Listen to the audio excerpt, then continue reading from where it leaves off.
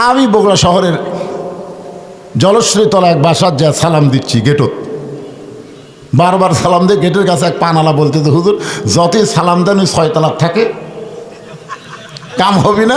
ওই গেটের কাছে দেখেন 6 নম্বর আছে, ওটি টিপি মারেন, সালামে কাম হবি না হুজুর, টিপিত কাম হবে। তো ওখানে লেখা আছে 1 2 3 6, 6 মারছি টিপি ভাই। যেই টিপি মারছি একটা বিদেশি কুত্তে, মানে কলিং বেলের সাউন্ড হলো বিদেশি কুত্তে। আমি ভয়ে দৌড় মারছি, পানালা হাসতেছে, বলতেছে দৌড়ালেন কেন? ভাই কুত্তা যে হারে সাউন্ড করতেছে। বলে কুত্তা না হুজুর, ওটাই কলিং বেলের সাউন্ড। কিছুক্ষণ পরে দেখলাম ওই বাসাওয়ালা এসে গেট খুললো। আমি বললাম ভাই এত সাউন্ড ভালো থাকতে তুমি কুকুরের সাউন্ড দিছে কেন? বলে হুজুর ফকিরের অত্যাচার হুজুর, এখন কতগুলা ফকির কলিং বেলে চাপ দেয় ভিক্ষা চায়। আমি মনে করছি কোনো গুরুত্বপূর্ণ লোক আছে, গেট খুলে দেখি ফকির। আমার এক বন্ধুর পরামর্শে আমি কুত্তার সাউন্ড এটি সেট করছি হুজুর। আমি বললাম এই সাউন্ড সেট করার পরে খবর কি? বলে এক ফকির ভুল করে টিপি মারছিল, মারার পরে কুত্তার সাউন্ড শুনে ওই চাউলের ব্যাগ ফেলে দে দৌড়। যত ফকির আছে সব ফকিরকে বলছে 6 নম্বরে যান চাপ দিস না, 6 নম্বরে কুত্তা আছে। এখন কি আছে আপনার বলেন তো, 6 নম্বরে কে আছে? আরো জোরে এ প্রচার করছে কে? ফকিরেরাই প্রচার করছে। ভাই খবরদার 6 নম্বরে যান ঠাসি মারিস না, 6 নম্বরে কিন্তু মানুষ নাই, কুত্তা আছে। আমি বললাম ফকির ঠিকই বলেছে, তুমি মানুষ না। আল্লাহ নবীর সুন্নত, আসসালামু আলাইকুম ইয়া আহলাল বাইত। যেই মাত্র নবী সালাম দিয়েছে সঙ্গে সঙ্গে তালহা বাড়ির মধ্য থেকে বলতেছে ওয়া আলাইকুম আসসালাম ইয়া রাসূলুল্লাহ। নবী আবার সালাম দিলেন, সঙ্গে সঙ্গে তালহা বললেন ওয়া আলাইকুম আসসালাম। 3বার সালাম দেওয়ার পরে নবী বললেন তালহা। সঙ্গে সঙ্গে তালহা বললেন লব্বাইক ইয়া রাসূলুল্লাহ। কয়বার সালাম দিছে? 3বার সালাম দিয়ে ডাক দিলেন তালহা। তালহা বলতেছে লব্বাইক ইয়া রাসূলুল্লাহ। নবী কিছুক্ষণ দেরি করলেন, কারণ তালহা এসে তো দরজা খোলা লাগবে, দরজা খোলার পরে কথা হবে, কিন্তু না দরজা খোলে না। আল্লাহ নবী আবার ডাক দিলেন তালহা। তালহা বাড়ির মধ্য থেকে বলতেছে লব্বাইক ইয়া রাসূলুল্লাহ, কিন্তু তালহা দরজা খোলে না। নবী আবার ডাক দিলেন তালহা। তালহা করুণ স্বরে বলতেছে লব্বাইক ইয়া রাসূলুল্লাহ। ওমর ফারুক বলে ইয়া রাসূলুল্লাহ, আপনার তালহা বেয়াদব হয়ে গেছে, আপনার তালহা বেয়াদব হয়ে গেছে। আপনি 3বার সালাম দিলেন, 3বার তালহা বলে ডাকলেন, এখন পর্যন্ত তালহা দরজা খোলে না, নিশ্চয়ই তালহা বেয়াদব হয়ে গেছে। আল্লাহ রাসূল বলেন ওমর, তদন্ত করতে এসেছো, তদন্ত করতে এসেছো, না জানাই কি করো না, মন্তব্য করো না। আগে জানো তারপরে মন্তব্য করো।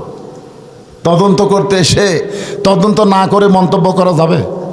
কেবল আমরা দরজাতে আসি, এখন পর্যন্ত বাড়িতে কি জন্য ফজর পড়া দৌড় দেয়, এটা না জানার আগে তো তদন্তের রিপোর্ট দেওয়া যাবে না। আগে জানা লাগবে। যেই বলছে ওমর আমার তালহা ব্যাপারে এমন মন্তব্য করো না। হযরত ওমর যেমন ছিলেন গরম, তার চাইতে বেশি আবার ছিলেন নরম। ওমর ফারুকের জীবনে পড়ে দেখবেন ওমর ফারুক কি সবসময় গরম? জোরে কারণ সবসময় গরম। তিনি যেমন ছিলেন গরম, তার চাইতে বেশি আবার ছিলেন নরম। সঙ্গে সঙ্গে ওমর ফারুক চিন্তা করলো যদি কোনো বেয়াদবি হয় দরকার নাই।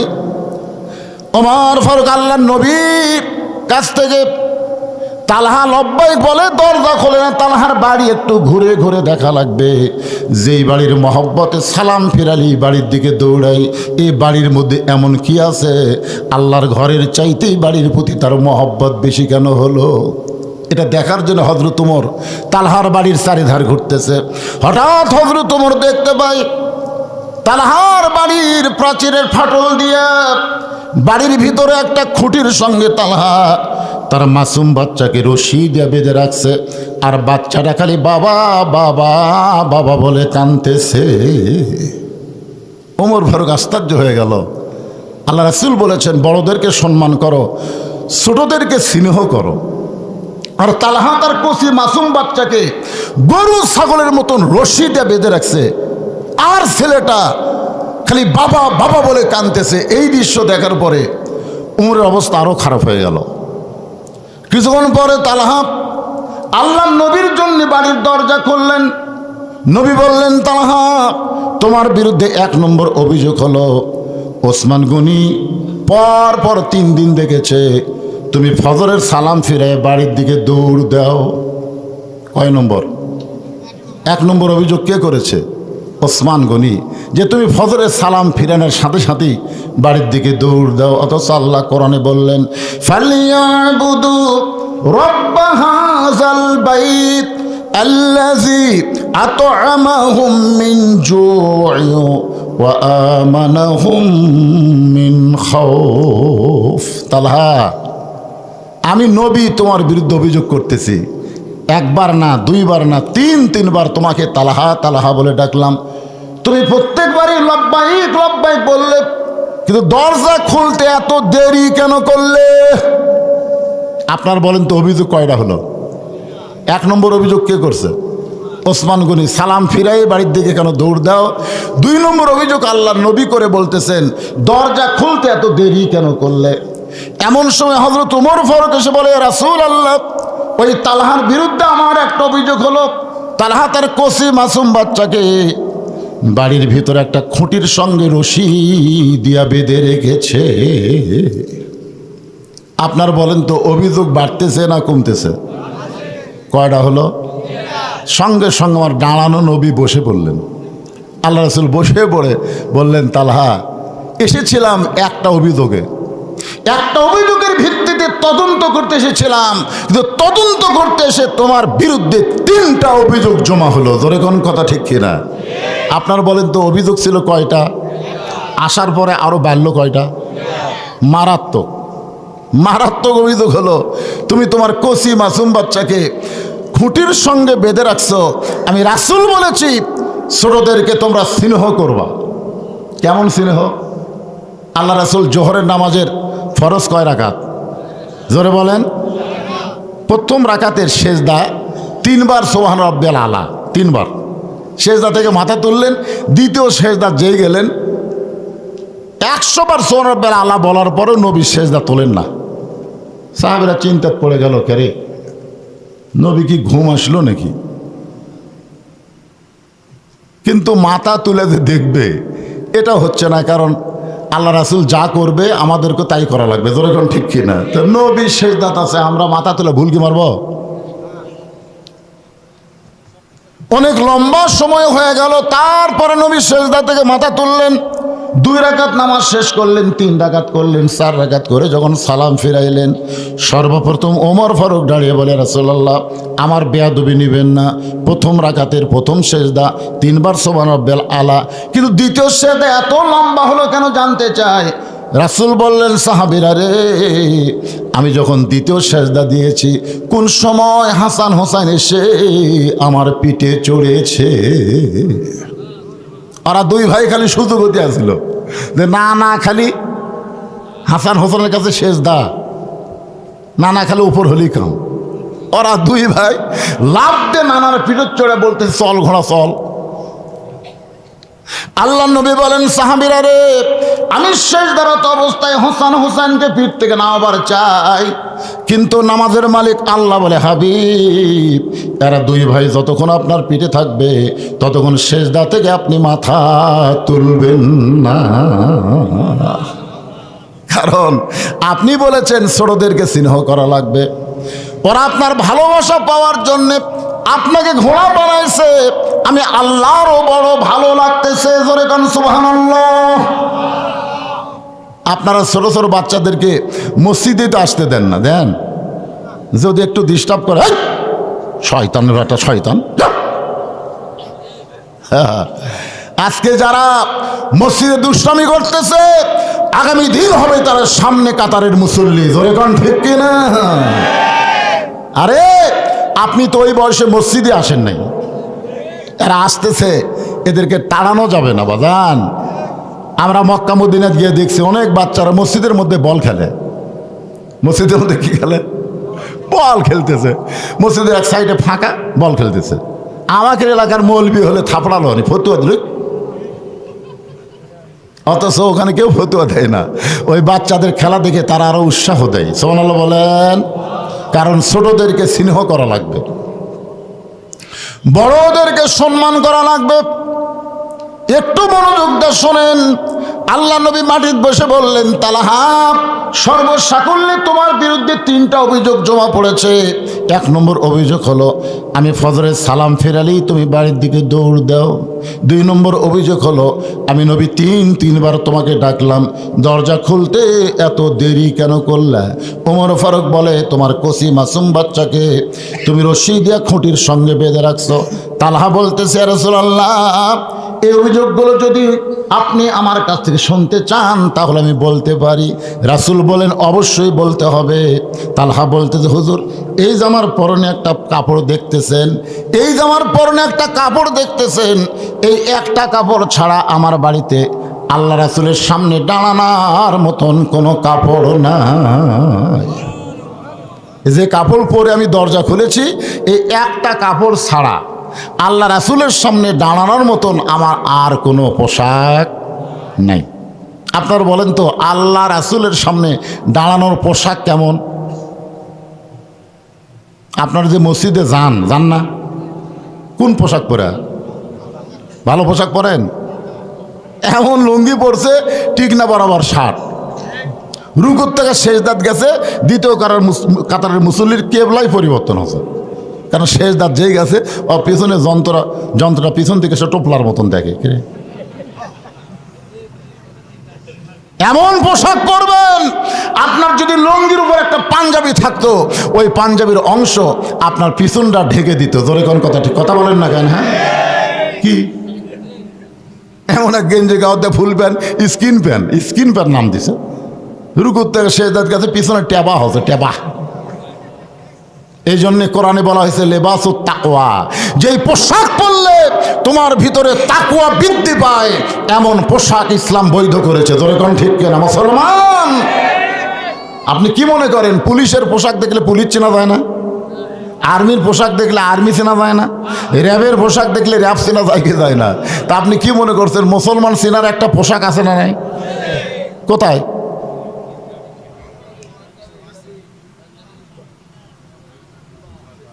হেরে বাজান, এই গেঞ্জিওয়ালারা মন খারাপ করতেছে। আল্লাহ, আমি দেখছি ভাই, কোরআনের বহু মাহফিলে যদি আপনি করুন কোনো কাহিনী কন, মানুষ পাগলের মতন শোনে। ফাতেমার কাহিনী, হাসান হোসেনের কাহিনী, কিন্তু নামাজের কথা বললেই খালি মাথা চুলকায়। এখানে অনেক আল্লাহর বান্দা আছে যারা মাগরিব এশার নামাজ পড়েনি, ওয়াজ শুনতেছে নাই? আপনি এটা কেমনে চিন্তা করেন যে নামাজ না পড়ে ওয়াজ শোনে? এটা কেমনে চিন্তা করেন? আপনি কি বলতে পারেন যে ফজরের নামাজ পর্যন্ত আপনি আজানের সাথে কন্টাক্ট আছে? আছে নাকি যে ফজর পর্যন্ত আমি বাঁচবই? তাহলে আপনি নামাজ বাদ দেওয়া শুনতেছেন, ফজর আগে যদি আপনি মরে যান। এই নামাজের কথা বললেই গাও চুলকায়, মাথা চুলকায়। কি মন খারাপ করতেছেন? মসজিদের উন্নয়ন করবে মাহফিল, একটু মনোযোগ দিয়ে শোনা লাগবে। তালহা বলতেছে, রাসূলুল্লাহ, এই একটি মাত্র কাপড় ছাড়া আমার বাড়িতে আর কোনো কাপড় নাই যে কাপড় পরে আল্লাহ নবীর সামনে দাঁড়ানো যায়। হুজুর, আমি একটা মাটির গর্ত করেছি, আমি একটা মাটির গর্ত করে যেমন তেমন কাপড় আমার বউকে ওই গর্তের মধ্যে নামায় দিয়া আমি আপনার পিছনে ফজরে নামাজ পড়তে যাই। কারণ আপনি বলেছেন আজান শোনার পরে কোনো পুরুষ মানুষ যদি বাড়িতে নামাজ পড়ে, মেয়ে মানুষের ব্যাপারে এত তাগিদ দেওয়া হয়নি, পুরুষ মানুষ। জোরে কোন কি মানুষ? আজান শোনার পরে কোনো পুরুষ মানুষ যদি বাড়িতে নামাজ পড়ে, এটা কোন নামাজ? নফল সুন্নত না, এটা হলো 17 রাকাত। জোরে বলেন, কয় রাকাত? একেবারে 17 বোঝেন না? ফজরের 2 রাকাত। জোরে কোন, ফজরের কয় রাকাত? জোহরের কয় রাকাত? আসরের কয় রাকাত, মাগরিবের কয় রাকাত। দেখেন যারা বলতেছে না আর নামাজই পড়ে না, রাকাত কেমনি কবি? পিসা বাসা মুরিদকে কয়, তোর বাড়িতে আমি খাবো না, তুই নামাজ পড়িস? হুজুর পড়ি, হুজুর সব সময় পড়ি। পীর চমকে উঠছে, কে রে সব সময় নামাজ পড়ে? তার মানে নামাজের তো নির্দিষ্ট সময় আছে, যেরকম আছে না নাই? আর পীরের সামনে মুরিদ ভয়ের ঠেলায় কথা সব সময় পড়ি। এই ফজর নামাজ পড়ছিস? কই পড়ছি হুজুর। এই কয় রাকাত পড়ছিস? কই 6 রাকাত। সুন্নত 2, ফরজ 2, ফজর হলো 4, ই 6। এই ঠিক করে কয় রাকাত? 8 রাকাত হুজুর। হুজুর 8 রাকাত। রে সত্যি করে বলতো কয় রাকাত? হুজুর আমার ভুল হয়ে গেছে, 10 রাকাত। হুজুর যত দাম কি দেয় উনি তত রাকাত বাড়ায়। আর বউ জানলার উপর থেকে এইভাবে, মরদ নামাজ তো পড়বে না, আজকে হুজুরের কাছে ধরা খাচ্ছে। এই তখন কয় 10 রাকাত করছি, তাই হুজুর যে গরম 4 রাকাত কয় পিটন খামো। কি আপনার রাকাত কোনটা, কোন ফরজ কয় রাকাতের আপনারা জানেন না? জানেন? তাহলে ধারাপাতের মতো আমার সঙ্গে একটু বলেন, আল্লাহ খুশি হবে। ফজরের ফরজ হলো 2 রাকাত। জোরে বলেন কয় রাকাত? জোহরের ফরজ কয় রাকাত? আসরের ফরজ কয় রাকাত? মাগরিবের ফরজ কয় রাকাত? এশার ফরজ কয় রাকাত? মাশাআল্লাহ, এটা হলো আল্লাহর সাথে যোগাযোগ করার নম্বর। 2 4 4 3 4। আল্লাহর সাথে বান্দার কোড নম্বর হলো 2 4 4 3 4। একটু মনোযোগ দিয়ে শুনবেন। হুজুর আপনি বলেছেন যখন মসজিদে মুয়াজ্জিন আজান দেয়, ওই আজান শোনার পরে কোনো পুরুষ মানুষের নামাজ বাড়িতে হয় না। যদি কোনো পুরুষ মানুষ ইচ্ছা করে ফরজ নামাজ বাড়িতে পড়ে, রাসূল বলেছেন আমার এত রাগ হয় আমি যেন আগুন দিয়ে বাড়ি পুড়াইয়া দেই। কিন্তু বাড়ি পোড়ানোর হুকুম দেওয়া হলো না, এই কারণেই ওই বাড়িতে ছোট বাচ্চা আর নারী থাকে। এখন আপনার বলেন, ফরজ নামাজ বাড়িতে পড়লে আল্লাহ খুশি না বেজার? তা আপনারা বাড়িতে পড়েন না? কি পড়েন? আপনি বাড়ির সুন্নত পড়েন, নফল পড়েন, তাহাজ্জুদ পড়েন, কিন্তু ফরজ নামাজ আপনাকে মসজিদে জামাতের সাথে পড়া লাগবে। আপনার বলেন তো, জামাতে নামাজ পড়ার মধ্যে লাভ কি? খালি সোয়াবি আছে আর লাভ নাই। আমি নিজের চোখে দেখছি, ডান পাশে আওয়ামী লীগ, বাম পাশে বিএনপি, আমার দেখা কথা, আর মাঝখানে জামাত ইসলাম। আওয়ামী লীগ ক্ষমতার অহংকারে 4 আঙ্গুল সামনে গেছে, কাতার বাদ দিয়ে কয় আঙ্গুল সামনে গেছে, আর বিএনপি ভয়ের ঠেলায় 4 আঙ্গুল পিছনে আছে, আর জামাত আছে লেভেল বরাবর।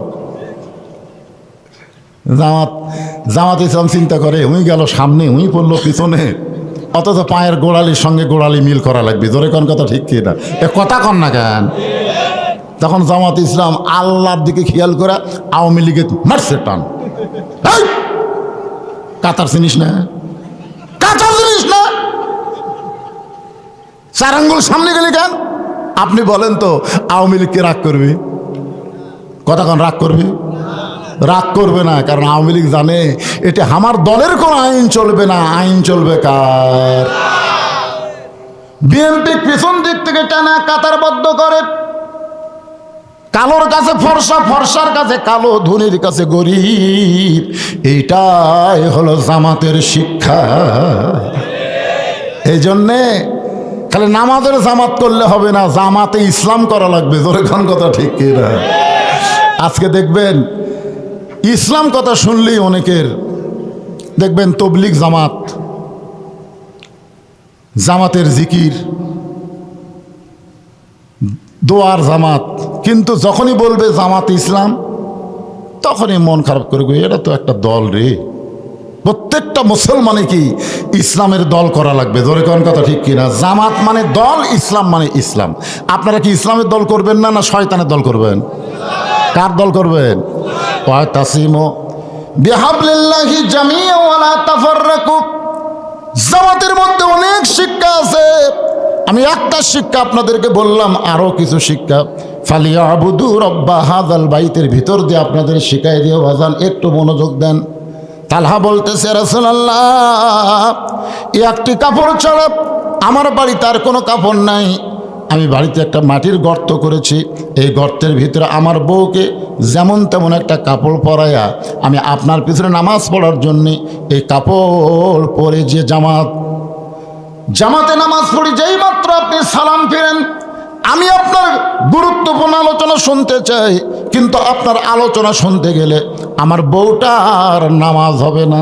এই জন্যে হুজুর আপনি যেই মাত্র সালাম ফিরান আমি এক দৌড়ে বাড়িতে এসে আমার পরনে যে কাপড় দেখতেছেন এই কাপড়টা আমার বউকে খুলে দেই, আর বউয়ের পরনে যেই কাপড় ওই কাপড় পরে আমি গর্তের মধ্যে থাকি। ইয়া রাসূলুল্লাহ, আমার বউটাই কাপড় পরে যখন নামাজ পড়তেছিল এমন সময় আপনি আমার দরজায় এসে তালহা তালহা বলে ডাকতেছেন। হুজুর এমন একটা কাপড় আমার পরনে ছিল যে কাপড় পরে আপনার লব্বাইক উত্তর দেই, কিন্তু দরজা খুলতে আমি বড় শরম পাই। আমার বউটার ইবাদত যখন শেষ হয়ে গেল আমি হ্যাঁচকা টান দিয়া বউকে গর্তের মধ্যে নামায় যেমন তেমন কাপড় পরানোর পরে বইয়ের পরনের কাপড় আমি নিজে পরে আপনার জন্য দরজা খুলেছি, এই কারণেই আমার দেরি হয়ে গেছে। এক কথায় দুইটা অভিযোগ শেষ। ওসমান গনি যে বলতো যে ফজরের সালাম ফিরাই বাড়ির দিকে দৌড় দেয়, আর রাসূল যে বললেন তিনবার ডাক দিলেন দরজা খুলতে এত দেরি করলা কেন? দুইটা শেষ।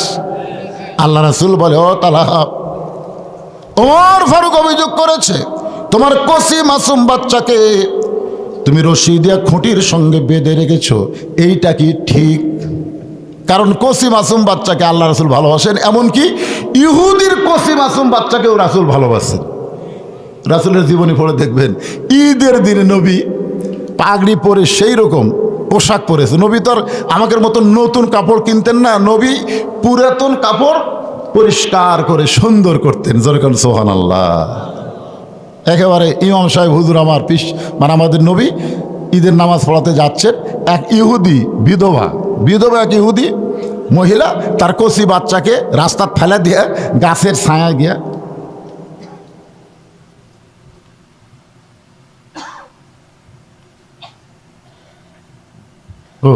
অনেক মহিলা ওয়াজ শুনতেছে, তাকে ওসিয়ত কর্ম তার কিছু নেই। আচ্ছা, মহিলাদের ওয়াজ আমরা আগে কিন্তু গান গাইতাম, ওলি আল্লাহর বাংলাদেশ, শোনেন না গান? তিতুমিরের বাংলাদেশ রহম করো আল্লাহ, রহম করো আল্লাহ। শেখ মুজিবরের বাংলাদেশ, শহীদ জিয়ার বাংলাদেশ রহম করো আল্লাহ, রহম করো আল্লাহ। এখন শেখ হাসিনার বাংলাদেশ, খালেদা জিয়ার বাংলাদেশ যেন গজব পড়ছে আল্লাহ।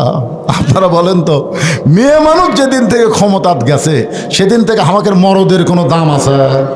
এ কথা বল না কেন রে? যত ওয়াজ করেন আমার মা বোনদের জন্য আমি দেখছি ওয়াজও শোনে, আবার ভারতের চ্যানেলও দেখে। যেরকম ঠিক কিনা? হুজুর নারীদের জন্য একটু ওসিয়ত করেন। নারীদের জন্য ওসিয়ত করার আগে মরদকে ওসিয়ত করা লাগবে। মরদগুলো যদি ঠিক হয় সবগুলো মেয়ে মানুষ ঠিক হবে। যেরকম কথা ঠিক কিনা? দুই মেয়ে মানুষ গল্প করতেছে বেলকুনিত বসে, আমি শুনতেছি। এক মেয়ে বলতেছে, তোর স্বামী কেমন রে? আল্লাহ আমাকে একটা স্বামী দিছে গো, এদিক সেদিক যাওয়ার সুযোগ নাই, এদিক সেদিক গেলেই খালি। দেখেন কথা কি বলতেছে, আল্লাহ আমাকে একটা স্বামী দিছে, এদিক সেদিক যাওয়ার বুদ্ধি নাই। এখন এই বলতেছে তোরটা কেমন? আমারটা ভেড়া, আমি যা কই তাই। দেখছেন, আমি যা কই তাই আমার ভেড়া তাই শোনে। যে স্বামীরা বউয়ের কথা মতো চলে এরা হলো ভেড়া। জোরে কোন এরা কি? আর স্বামীর কথা মতো যে বউ চলে, বউ বলে আল্লাহর নিয়ামত আল্লাহ আমাকে দান করছে। আপনার মরদগুলো যদি ঠিক হন আপনার একটা মেয়েও বে ঠিক হবে না। কথা কন না কেন? কথা কন না কেন? মেয়ে মানুষের জন্য আমি ওসিয়ত করে কি করব, আপনারা একটু ওসিয়ত করবেন। আপনার বিবিকে, আপনার যে মেয়েটার এখনো বিয়া হয় নাই, যে মেয়েটা আপনার 15-16 বছর বয়স, বর্তমান বাংলাদেশে 18 বছরের আগে কোনো মেয়েকে বিয়া দিলেই কিন্তু সমস্যা আছে না নাই? তাহলে আপনার 18 বছর মেয়েটাকে এমনভাবে দেখতে হবে যেমন দেখেছেন আল্লাহর নবী। ফাতেমাকে ডাক দেয়া বলে, ফাতেমা তুমি কখনোই যেন মনে করো না তোমার বাবা আল্লাহর নবী বলে আল্লাহ তোমাকে জান্নাত দিবে, এইটা কখনোই মনে করো না মা। জান্নাতে যদি যাবার চাও ফাতেমা, জান্নাতের আমল করে জান্নাতে যেতে হবে। সুবহানাল্লাহ কন্যা খান। ফাতেমা বলতো, বাবা আমি মনে করেছিলাম আপনি বিশ্ব নবী, আপনি আল্লাহর নবী, আপনার মুখের দিকে তাকায় আল্লাহকে আমাকে মাফ করবি না? নবী বলে, না, আমার মুখের দিকে তাকায়া আল্লাহ তোমাকে মাফ করবে না। জান্নাতে যাবার গেলে জান্নাতের আমল করো। ফাতেমা বলে, বাবা জান্নাতের আমল করতে গেলে কোন আমলের গুরুত্ব বেশি? রাসূল বললেন, ফাতেমা মেয়েদের যতই আমল থাক না মা, 1 নম্বর আমল হলো পর্দা। পর্দা যদি না থাকে মেয়েদের রোজাও কবুল হবে না, নামাজও কবুল হবে না, একটা ইবাদত আল্লাহর দরবারে কবুল হবে না যদি মেয়েদের পর্দা না থাকে। এখন আপনারা বলেন ফাতেমার 1 নম্বর আমলের নাম কি? আরো জোরে কন্যা গান। আপনি বুখারী শরীফ পড়েন, মুসলিম শরীফ পড়েন, তারপরে তিরমিজি শরীফ পড়েন, যতগুলো সিয়াহা শরীফ আছে এগুলো শরীফ পড়লে আপনি মা আয়েশার হাদিস পাবেন, কিন্তু ফাতেমার একটা হাদিসও পাবেন না। ফাতেমা কিন্তু বিশাল জ্ঞানী ছিল না, 6 লক্ষ হাদিসের হাফেজ ছিল মা আয়েশা, কিন্তু ফাতেমা 10টা হাদিসও সম্পর্কে কোনো রেওয়ায়েত নেই। এরপরেও আয়েশাকে জান্নাতি নারীদের নেত্রী বানানো হয়নি, ফাতেমাকে আল্লাহ জান্নাতি নারীদের নেত্রী বানাইছে। সুবহানাল্লাহ কন্যা গান। এটা কোন আমলের কারণে? আরো জোরে জোরসে বলেন। এমন পর্দা নিষেধ ছিলেন যার কারণে আল্লাহ ফাতেমাকে খাতুনে জান্নাত ডিগ্রি দিয়েছে। আমার মায়েদেরকে বলবো, মা আপনারা পর্দার ভিতরে থাকবেন। তা আল্লাহ রাসূলকে পরীক্ষা করার জন্য আল্লাহ রাসূল সম্পর্কে আল্লাহ বলেছেন, ওয়ামা আরসালনাকা ইল্লা রাহমাতাল লিল আলামিন। আচ্ছা, এই যে মাঝখানে ওটা বসা শুরু হলো কেন? ওটা বসা করলে হবে? আপনারা বলে বেশি রাত পর্যন্ত শোনেন কি? আমি কি এখানে কখন আইছি আপনারা জানেন? এশার নামাজের আগে আইছি। আমাকে তুলে দেওয়া হয়েছে রাত 10:30টার পরে, কেবল বাজতেছে 12:10। তা আপনারা কি আমার থেকে 2 ঘন্টা শুনবেন না? কেবল 1.5 ঘন্টা পার হচ্ছে, তাতেই লাফালাফি করতেছেন। তার মানে না, ফজর বন্ধ কেন হবে? যে ওয়াজটা করতেছে একটা কমপ্লিট নাই, যেরকম আছে না নাই? দেখেন তো ওদের মধ্যে আরো কি মেসেজ পাই যুবকদের জন্য। এদের গাঁজা খাওয়া, আফিম খাওয়া, হিরোইন খাওয়া, আসক্ত হওয়া, ফ্রি ফায়ার, পাবজি খেলা। যেই যুবকগুলো যুবকের প্রেমে মাতাল হয়ে গেছে, এদের জন্য ওয়াজ আছে না নাই? দেখেন একটু ধৈর্য ধরে। আপনি তো বেটা জন্ম দিয়েই আপনি দায়িত্ব শেষ করছেন। আপনার বেটা যে পাঁঠা হচ্ছে, এই পাঁঠাক মানুষ করা লাগবে না? পাটা সারাদিন খালি ঘুরে বেড়ায়, একটা মোবাইল বাসে, কোনো কাম নেই, খালি ঘরে খালি ঘরে। আজান দিলেও মসজিদে যায় না।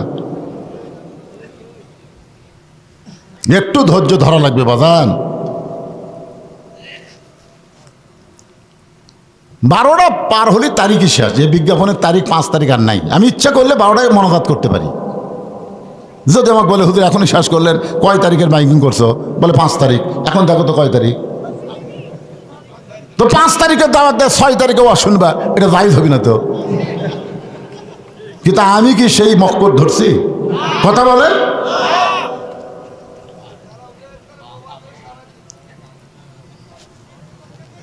পিছনে আমার কতগুলো ভাইয়েরা দাঁড়িয়ে আছে, দেখেন বসার জায়গা হয়নি, ওরা দাঁড়িয়ে আছে, আর এই বসা গেলে উঠতেছে, শরম নাই? বিরক্ত হয় না? একটু জিকির করে, লা ইলাহা ইল্লাল্লাহ, লা ইলাহা ইল্লাল্লাহ, জোরে লা ইলাহা লা ইলাহা ইল্লাল্লাহু মুহাম্মাদুর রাসূলুল্লাহ সাল্লাল্লাহু আলাইহি ওয়াসাল্লাম। ওই ঘরের মালিকের যদি তোমরা গোলামি করতে পারো, সাথে সাথে আল্লাহ দুইটা পুরস্কার তোমাদেরকে দিবে। এক নম্বর পুরস্কার হলো রিজিকের কোনো পেরেশানি থাকবে না, আর দুই নম্বর পুরস্কার হলো যাবতীয় ভয় ভীতি থেকে আল্লাহ পুরাপুরি নিরাপত্তা দিয়া দিবে। তাহলে নামাজ পড়লে লাভ কয়টা? আরো জোরে। যাবতীয় রেজেকের পেরেশানি থাকবে না, তার মানে বোঝা গেল রেজেক মানে শুধু খাদ্য না। রেজেক মানে আপনার যুবক ছেলে ভালো হওয়া, আপনার যুবতী মেয়ে ফাতেমার মতন চলা, এরই নাম হলো রেজেক। আমরা মনে করি রেজেক মানে খালি খাওয়া দাওয়া, না, রেজেককে আল্লাহর নিয়ামত বলা হয়েছে। আপনার ছেলেটা আল্লাহর নিয়ামত হোক, আপনার মেয়েটা আল্লাহর নিয়ামত হোক। আপনি বাবা হিসেবে এটা চান না? জোরে কান, চান কি চান না? চান। আপনার গ্রামের সব যুবকগুলো মসজিদে 5 ওয়াক্ত নামাজ জামাতে পড়ুক, এটা কি আপনারা চান না? তাহলে একটু মনোযোগ দিয়ে শোনেন। আল্লাহ নবী বললেন, তালহা কসি মাসুম বাচ্চাকে আমি এত আদর করার কথা বলেছি। নবী কেমন আদর করে দেখেন। ইহুদির বিধবা বউ, স্বামী মারা গেছে, গাছের আড়ালে লুকিয়ে আছে, তার ছোট বাচ্চাকে রাস্তা ছেড়ে দিয়ে গোটাল গাও বুঝলেন মরুভূমি ধুলে ভরে। নবী আমার ঈদের দিনে এখনো যায়নি মাঠে, রাস্তার মধ্যে ইহুদির বাচ্চাকে কোলে নিয়ে বলতেছে, বাবু তোমার কেউ নাই, এই দুনিয়াতে তোমার কেউ নাই, আজকে ঈদের দিন, আনন্দের দিনে তুমি ধুলা মাটির মধ্যে পড়ে আছো, তোমার কি কেউ নাই? এ বলে আল্লাহ নবী গায়ের গামছা দিয়া ইহুদির বাচ্চার ধুলা পরিষ্কার করতেছে। দূর থেকে একটা মহিলা বলতেছে, ও মুসলমানের নবী, যেই বাচ্চাকে আপনি আদর করতেছেন ওইটা হলো একটা ইহুদির বাচ্চা। রাসূল বললেন, কুল্লু মাউলুদুন ইউলিদু আলাল ফিতরাহ। আল্লাহ রাসূল বললেন, প্রত্যেকটা বাচ্চারাই হলো মুসলমান। জোরে কেন সুবহানাল্লাহ। প্রত্যেকটা বাচ্চারাই মুসলমান। পরিবেশের কারণে হিন্দু, বৌদ্ধ, খ্রিস্টান হয়ে যায়। আপনি বলেন তো, হিন্দু জন্ম দিয়ে যদি মুসলমানের বাড়িতে লালন পালন করতে দেয়, জন্ম দিছে কে? কথা কয় না। মুসলমানের বাড়িতে লালন পালন করতে দিছে, 10 বছর পরে হিন্দু যদি তার সন্তানকে ফেরত চায়, সন্তান কি ভগবান কবে না আল্লাহ কবে? জন্ম দিলেই হিন্দু হয় না রে পাগলা, পরিবেশের কারণে। আবার মুসলমান জন্ম দিয়ে হিন্দুর বাড়িতে পালবে দিচ্ছে, 10 বছর পরে মুসলমান ছেলেকে ফেরত চায়। আপনারা বলেন তো, 10 বছর পরে হিন্দুর বাড়িতে মুসলমানের বাড়ি, উই কি আল্লাহ কবি না ভগবান কবি? তার মানে আপনারা কি বুঝলেন? জন্ম দিলেই হিন্দু মুসলমান হয় না, হিন্দু মুসলমান হয় পরিবেশের কারণে। জোরে কোন কথা ঠিক? বর্তমানে আপনাদের এই তাহেরপুর, এটা কি, এই গোড়াগাছি এলাকায় যে পরিবেশ চলতেছে, এই পরিবেশে আপনারা কি বুঝতেছেন? ছেলেগুলা যে হারে চলতেছে, ওমর ফারুক তার নিজের ছেলে মাতলামি করছে, তাকে মেরে 80টা দৌড়া মেরে দুনিয়া থেকে বিদায় করে দিছে। আপনি আপনার ছেলের দিকে তাকাবেন না, এই সারাদিন পর যখন বাড়িতে আসে, দেখেন তোর চোখের সাইজ কি, ওর চোখের দিকে তাকাবেন, বাবা হিসেবে আপনি দেখবেন না, কে দেখবে? আপনার একটা গরু যদি সন্ধ্যার সময় গোয়াল ঘরে না ওঠে, আপনি পাগল হয়ে যান, আমার গরু গেল কোথায়, আমার গরু গেল কোথায়? আপনার বউ হাঁস মুরগি ঘরাত না উঠলে সন্ধ্যার সময় লাইট দেয় ঘরে, আমার মোরগ গেল কোথায়, আমার মুরগি গেল কোথায়? তো রাত 10টা বাজে আপনার আইডিয়া কোথায়? এটা খোঁজা লাগবে না আপনার? এই খোঁজা লাগবে না?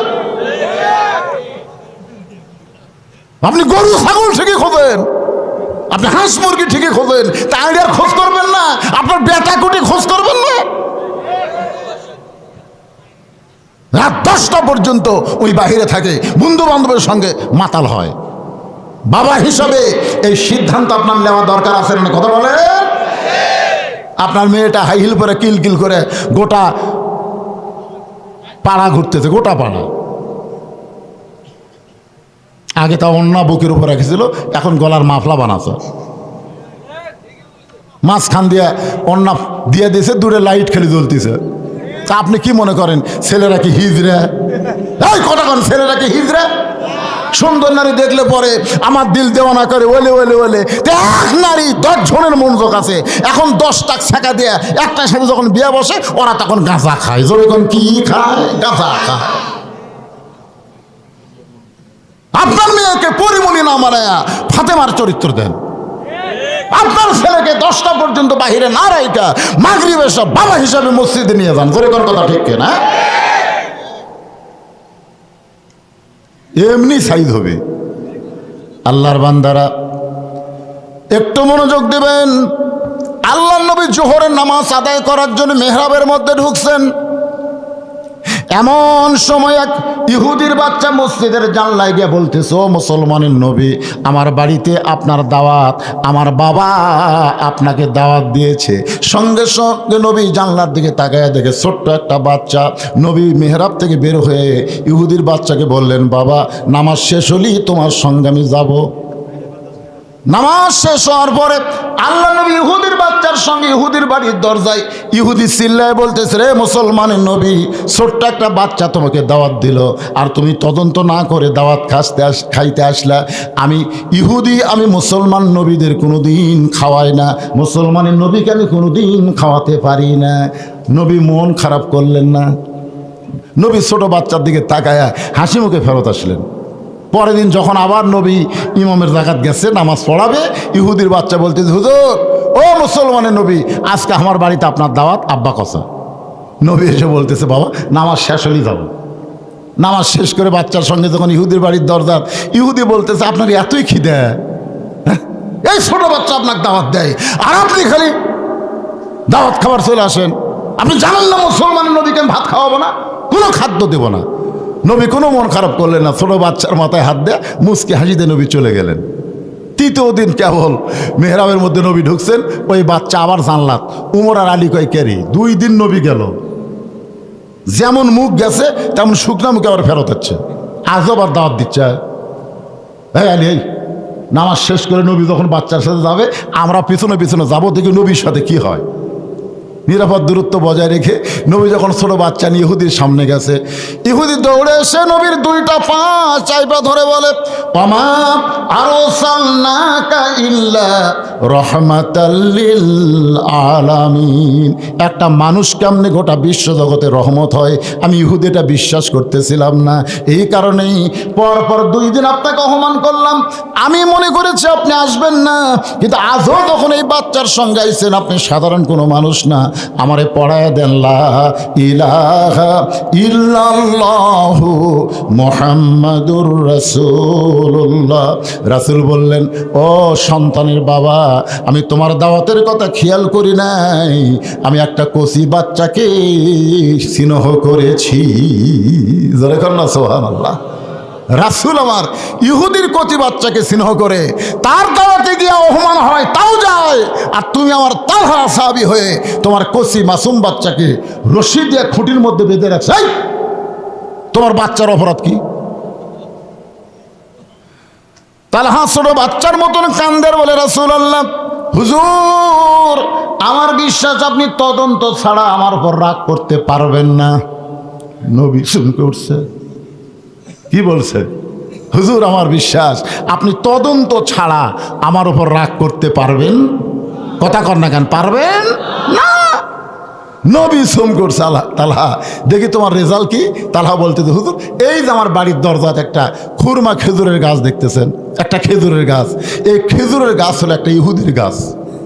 আজ কয়েকদিন হলে গাছে খেজুর পাকিছে, রাতের বাতাসে পাকা খেজুরগুলো টস টস করে গাছের গোড়ায় পড়ে। আমি যখন আপনার পিছনে ফজরের নামাজ পড়তে যাব, আমার ছোট বাচ্চা ক্ষুধার জ্বালায় হয়তো দরজা খোলা পাইয়ে বাইরে এসে ইহুদির গাছের খুরমা খেজুর খাবে। আমি একজন মুসলমান হয়ে আমার বাচ্চা ইহুদির গাছের খেজুর খাবে, হুজুর এটা আমার সহ্য হয় না।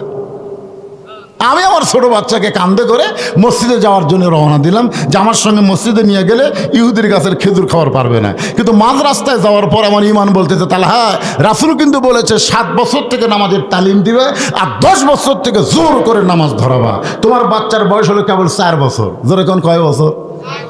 এখন 7 বছরে তালিম দেওয়ার জন্য মসজিদে নিয়ে যাওয়া যায়, কিন্তু 4 বছরের বাচ্চা নিয়ে যাবা। তোমরা যখন রুকুর থেকে সেজদায় যাবা, তোমার ছেলে যদি মাথা তুলে কয়, এ সবাই উপর হসে রে, এরকম বলতে পারে কি পারে না? কারণ আমি নিজে দেখছি ঈদের ভিতরে অনেকগুলো বাবা, বুঝলেন, ঠিক সুন্দর করে জামাটা পোশাক পরে ঈদের নামাজে নিয়ে আইছে। আমরা যে সেজদাত গেছি ওরা 4-5 জন করছে এ উপর হসে রে, সব মুসল্লির হাসি, এমনকি আমারও পর্যন্ত হাসি বাড়াচ্ছে। আমরা কি উপর হসি না সেজদা দিছি? কিন্তু মাসুম বাচ্চার মুখ দিয়ে যেটা বাড়াছে এর মধ্যে অবশ্যই রহস্য আছে। কথা কন না কেন? ওরা তো বললো না যে আমরা সেজদা দিছি, ওরা বলতেছে আমরা উপর হসি। তার মানে বোঝা গেল আল্লাহর সাথে আমাদের কোনো কানেকশন নাই। সেজদা যদি আল্লাহর সঙ্গে যোগাযোগ না হয় এর নাম উপর হওয়া। ধরে কন কি হওয়া? আমি নামাজের পরে বললাম ভাইজান তোমরা কয়জন হাসিছো? তো কয় হুজুর অনেকের মুখে হাসি, আমার মুখে হাসি আসছিল কিন্তু শব্দ হয়নি। ভাই আগামী ঈদে 4 বছরের নিচে 5 বছরের নিচে কোনো বাচ্চা মাঠে আনা যাবে না। 7 বছর তালিম দাও, 10 বছর থেকে জোর করে নামাজ ধরাও। তালহা বলে রাসূলুল্লাহ মাঝ রাস্তায় গিয়ে চিন্তা করলাম আমরা যখন আপনার পিছনে নামাজের শামিল হব, আমার বাচ্চা যদি দুষ্টামি করে আমি কি করব?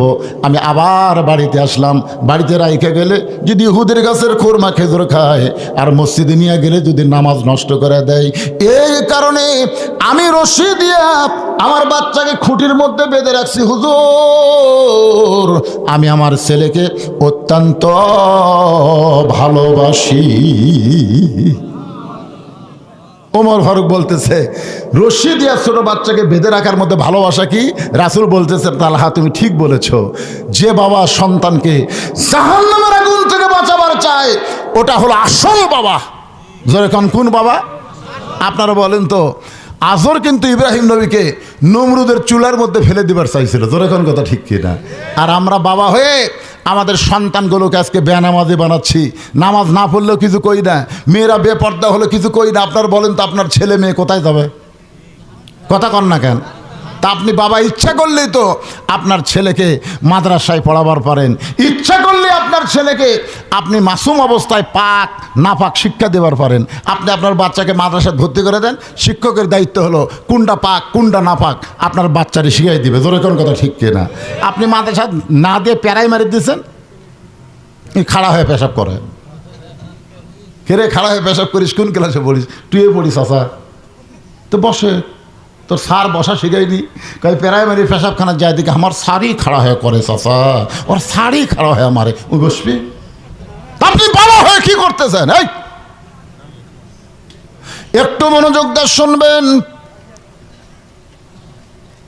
রাসূল বলেন তালহা আমি তোমার বাড়ির মধ্যে ঢুকবো, আমি নিজের হাতে তোমার ছেলে রশি খুলে দিব। আল্লাহ নবী বাড়ির মধ্যে ঢুকে নিজের হাতে তালহার ছেলে রশি খুলে দিয়ে বললেন ও তালহা ইহুদির গাছের খুরমা খেজুর থেকে তুমি তোমার সন্তানকে বাঁচাইছো, আমি নবী বলতেছি জাহান্নামের আগুন থেকে আল্লাহ তারে বাঁচায় দিছে। আপনারা বলেন তো তালহার অভাব বেশি না কম? এত অভাব থাকার পরেও ইহুদির গাছের খুরমা খেজুর থেকে যদি তার সন্তানকে বাঁচায়, আজকে আমাদের চারিদিকে ভারত আছে, ইহুদি আছে, খ্রিস্টান আছে, নানা রকম প্রলোভন মুসলমানদের ইমান রক্ষা করার চেষ্টা, ইমানকে নষ্ট করার চেষ্টা করতেছে। জোরে কোন কথা ঠিক কিনা? 2009 সালে আমি একটা ওয়াজ করেছিলাম এনজিওদের বিরুদ্ধে। এনজিও বোঝেন? গ্রামীণ ব্যাংক, আশা, কিয়ার, ঠেঙ্গামারা আছে না নাই? জোরে কোন আছে না নাই? আপনারা বলেন তো আগে সুদ খালি ব্যাংকে ছিল, এখন প্রত্যেকটা পাড়ায় পাড়ায় সুদের রাজত্ব চলতেছে। কথা কন না ভাই, কথা বলেন। আপনারা সুদ খাওয়া কি ছোট গুনাহ না বড় গুনাহ? কত বড়? আল্লাহ রাসূল সুদের নিম্ন পাপ বলতে গিয়ে প্রথম পাপ বলেছে, সুদের বড় পাপ হলো আল্লাহর সঙ্গে যুদ্ধ করা, কিন্তু নিম্ন পাপ বলতে গিয়ে রাসূল 3 বার মুখ ধরছেন, 3 বার। সাহাবেরা বললেন হুজুর পাপের কথা বলতে গিয়ে আপনি মুখ ধরেন কেন? রাসূল বলে যদি ভাবির সঙ্গে হতো, ভাবির সাথে, শালীর সাথে, কিন্তু না মায়ের সাথে। নাউজুবিল্লাহ কবেন না, নাউজুবিল্লাহ কবেন না। যে সুদের 1 টাকা খায় নিজের মায়ের সঙ্গে 42 বার জিনা করার গুনাহ হয়। আরো জোরে বলেন নাউজুবিল্লাহ। এই নাউজুবিল্লাহ বলতে কি হয়?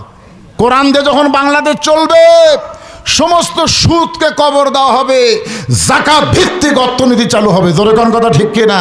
এই জন্য নামাজ কায়েমের সাথে সাথে ওয়াতাও যাকাত, যাকাত ভিত্তিক অর্থনীতি চালু করার কথা কোরআনে আছে না নাই? জোরে কোন আছে না নাই? হ্যাঁ ভাইজান, খালি নামাজ পড়লে হবে না, যেখানে নামাজের কথা সেখানে যাকাতের কথা আছে।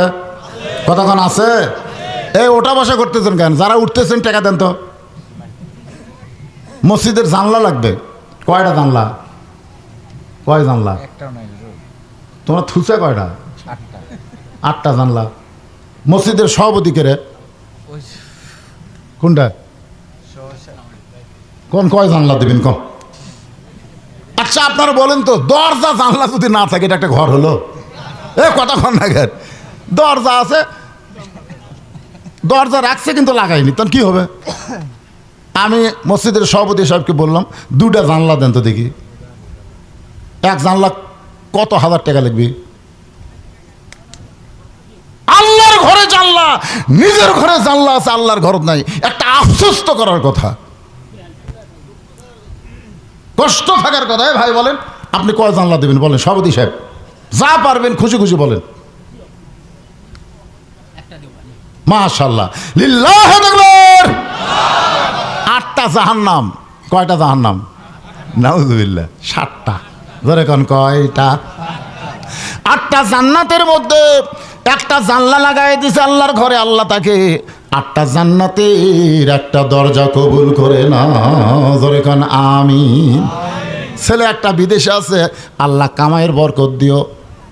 একটা ছেলে চাকরি করতেছে, আল্লাহ চাকরির মধ্যে বরকত দিও। সকলে বলে আল্লাহুম্মা আমিন। মসজিদের সেক্রেটারি কে ভাই? সেক্রেটারি রে আপাতত কে দায়িত্ব আছে? আপাতত কারোর উপর তো দায়িত্ব দেওয়া আছে। এ পোস্ট তো ফাঁকা তুলে হবে না। কোন আঙ্কেল? এটাই। তুমি তো কলেজও চাকরি করো বাজান, 2টা জানলা দাও বাবা, কি করবে? আল্লাহর ঘরে সভাপতি আর কথা হলো। প্রধানমন্ত্রী আর প্রেসিডেন্ট, আপনার বলেন তো কার গুরুত্ব বেশি? কিসের প্রেসিডেন্টের? প্রেসিডেন্ট এখনো আছে, প্রধানমন্ত্রী পল আছে, আওয়ামী লীগ শেষ। জোরে কোন কথা ঠিক কিনা? তো সভাপতি হলো প্রেসিডেন্ট আর সেক্রেটারি হলো প্রধানমন্ত্রী। একটা যাক, তাও তো আছে। 2টা না ছেলে একটা অর্ধেক দিল। লিল্লাহে তাকবীর। মসজিদের সেক্রেটারি একটা জানলা ধরে বলেন মারহাবা। কেশিয়ার কে? কেশিয়ার? এ ভাই কেশিয়ার নাই? আছে আছে আছে। কেশিয়ার সাহেব আছেন? হ্যাঁ, কার কেশিয়ার? আচ্ছা আচ্ছা আচ্ছা, ওই মাল। ও রে বাবা। মসজিদের কেশিয়ার সাহেব 6টা জানলা। এ বাবা রে, বসেন বসেন। আল্লাহর ঘরের যখন আদায় হয় তখন উৎসাহ দেওয়া লাগে রে পাগলা, উঠে গেলে। কারণ পৃথিবীর সর্বশ্রেষ্ঠ জায়গা নাম কি? মসজিদ। জোরে বলেন নাম কি? আর সেই মসজিদের আদায় হচ্ছে আপনার উঠে চলে গেলে আল্লাহ কয় জান্নাত থেকেও তো তুলে দিন যা। এই সেক্রেটারি সাহেব আসেন। জি,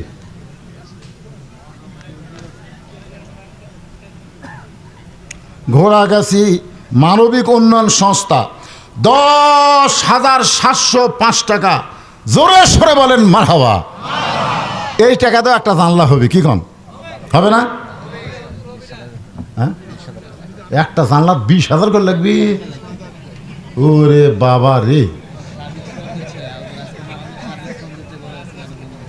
কে এরাই?